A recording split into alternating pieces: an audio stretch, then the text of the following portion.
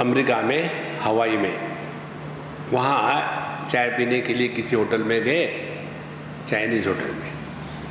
तो वहाँ बढ़िया एक एक्वेरियम था और हमारे पास कैमरा हमेशा रहता है, हमको फ़ोटो लेने में मज़ा आता है, टाइम पास हो जाता है। तो वहाँ जब हम देख रहे थे, फ़ोटो ले रहे थे, हमारे फ्रेंड ने ऑर्डर करके हमारे पीछे आ गया। तो बोले, Swami ji, you like fish? I said no, I am a vegetarian.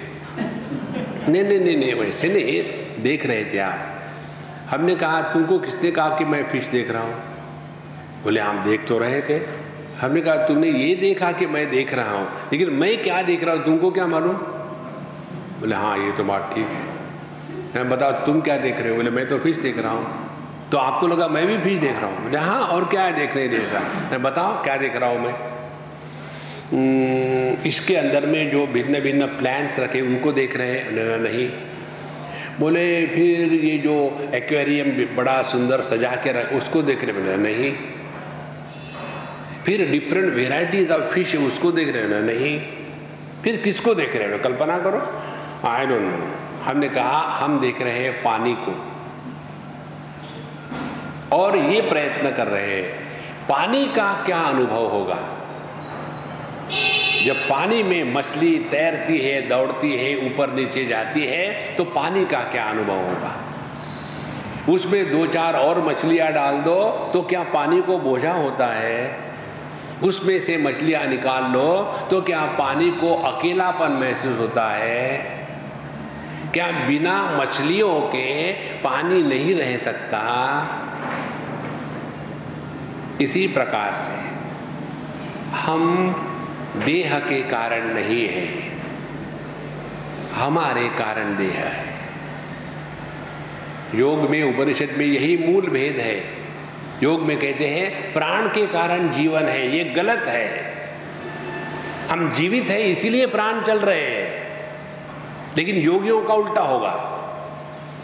Kathopanishad में स्पष्ट रूप से आता है, न प्राणेन न अपानेन मर्त्यो जीवति कश्चन इतरेण तु जीवन्ति यस्मिन् एतौ उपाश्रितौ। जिस पर यह प्राण अपान अवलंबित है उसके कारण जीवन चल रहा है। देखो, हम जिंदा है इसीलिए प्राण चल रहे हैं, प्राण चल रहे हैं इसलिए हम जिंदा नहीं है। देखो, इसीलिए यह जो हम देह से अन्य है इसका चिंतन करते रहे, और इसके चिंतन में रहेंगे तो धीरे धीरे सब कुछ चीजें बदल जाती है। फिर ध्यान एक मैकेनिकल प्रोसेस नहीं रहती, जैसे कोई कसरत चल रही हो, वो ध्यान नहीं है। कसरत का जब ध्यान होता है तो बाहर की वस्तुओं का आडंबर बढ़ जाता है। देखो, ऐसा हो, इधर से तकिया उधर से तकिया, ये लाइट ऑफ कर दो और उसके बाद शांत करो और दरवाजे बंद करो और फिर ध्यान में बैठो। ध्यान करना कोई पाप है क्या कि अंधेरे में किया जाए? क्यों उसको अंधेरे को निर्माण करना है? क्योंकि ध्यान देते हैं, करते नहीं। और ध्यान यही देना है कि कहीं हम देहात्म भाव में फंस तो नहीं गए। और यदि हम देहात्म भाव में फंसे हैं और देहात्म भाव रख करके ये कल्पना करेंगे कि मन में विचार नहीं आएंगे, तो ये असंभव है। आपने कई बार देखा होगा, बढ़िया गंगा जी बह रही है शांत, और उसमें बीच में समझो कोई एक हाथ डंडा हो या पत्थर हो, उस समय पानी उसके अगल बगल का जो होता है उस पानी को देखो आप। यहां दूसरा उदाहरण, गंगा जी बह रही है और उसमें बीच में कई भंवरे हैं, तो भंवरे के पानी को देखो तो वहां आपको 2 गतियां मिलेगी। एक गति जो सामान्य है और दूसरी गति जो भंवरे की है वो सेंट्रीपिटल है, अपने में खींचता है।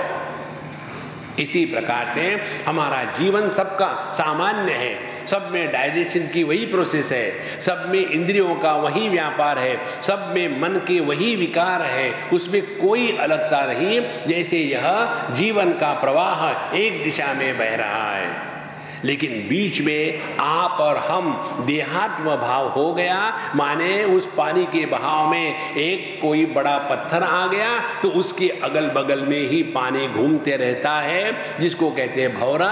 और भंवरे में क्या है, जो भंवरे में गया वो नीचे गया। इसी प्रकार से देहात्म भाव में बैठे रहो तो सत्यानाश।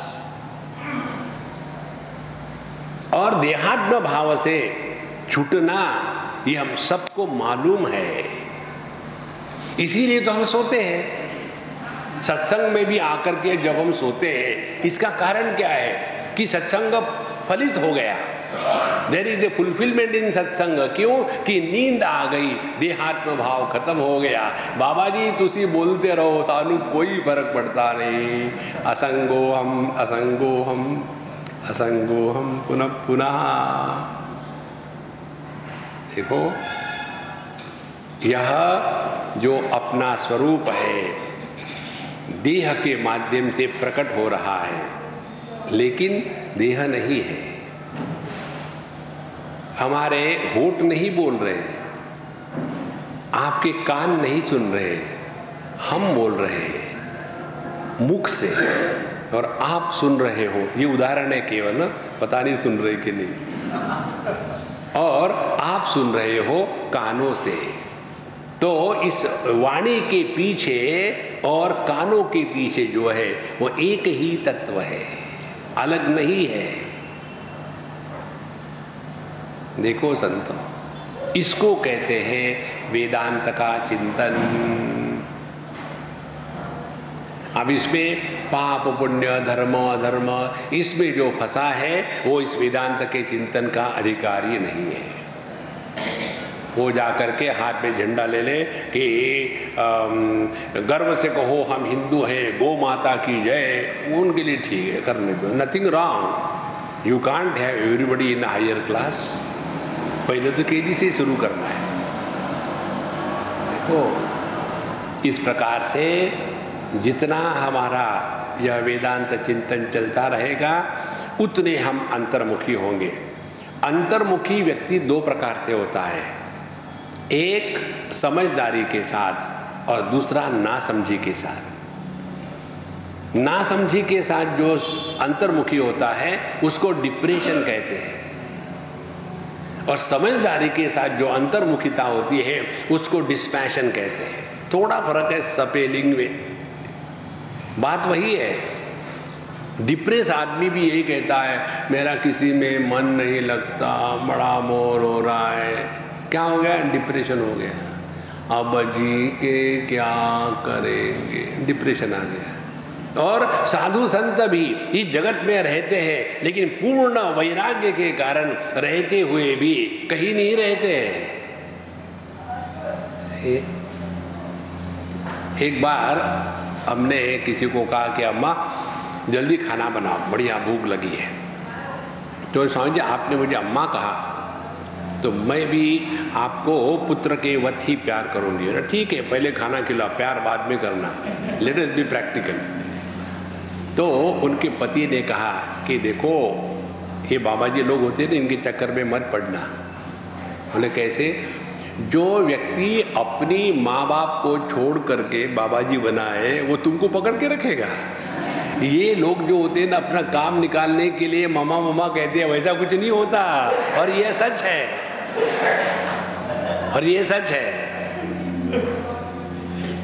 देखो महाराज, जब आप केवल एक से प्रेम करो तो सबसे प्रेम नहीं कर सकते। जब सबसे प्रेम करो तो सबके प्रेम में एक को भी इंक्लूड किया जाता है। भगवान कहते हैं न मे द्वेषोस्ति न प्रिया।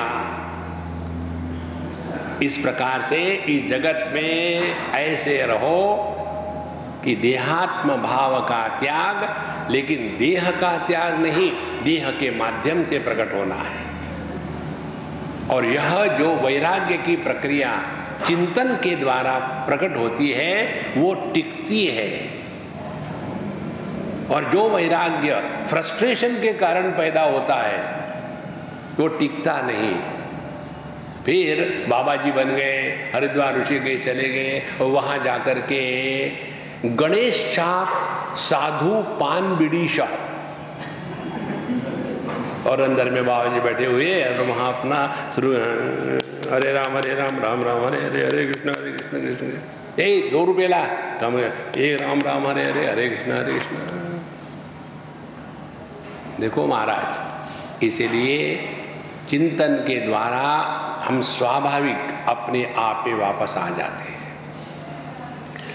ओम पूर्णमदः पूर्णमिदं पूर्णात् पूर्णमुदच्यते पूर्णस्य पूर्णमादाय पूर्णमेवावशिष्यते। ओम शांति शांति शांति। हरि ओम। श्री गुरुभ्यो नमः। हरि ओम।